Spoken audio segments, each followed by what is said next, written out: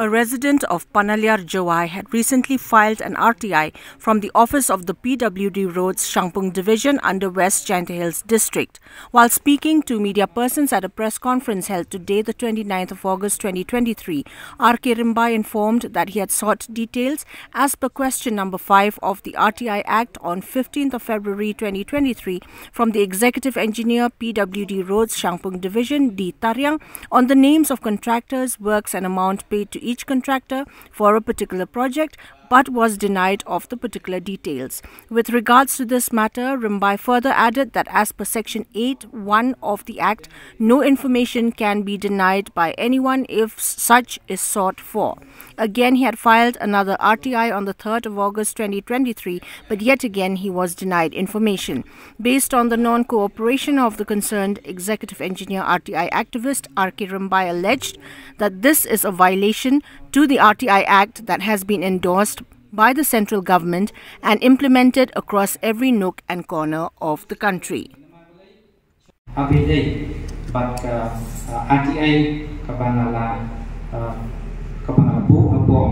Office yang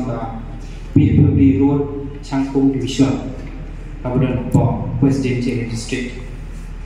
Jubah jong RTI dated kabangala bo pada kasan sek upnai February 2023 nama badan election ada nang tu ngalaship ye ni jubah ngalayo ye jubah tang batang gowai ke question number 5 ke question number 5 kaba ngala thok please provide the name of the contractor, name of work and amount to pay each contractor for the said work. Habida by question number 5, new executive engineer ula kedawi nga kakum ke section E, kakum ke section E bracket I jong RTI Act umlakan I yakni ka jubah. Ini bisa apa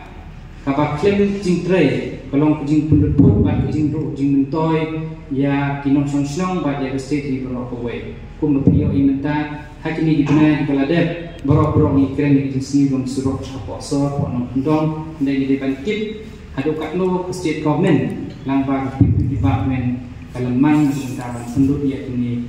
di repair and maintenance kapa tekan pada spot bon tidondon engineer jing boleh jong ini romla kan ai nama dari guru besar kumrung tiban pulih dunia ini kan kumrung syukudau kembali ini nang fire RTI kumrung syukudau ini nama belai syabangan post press conference ru ngala ai boleh jing tho papan jing insai habis bar ke jing lap jong ko RTI usno bhamat insai ye kata kali taru susah mentala arnai kan play kemud usong kata tu syuking ngamut bau train minta apa lalong pun ke private property hagala day nung try ba di ban supat kai internal ban le ban conduct jadi internal inquiry sa department kai.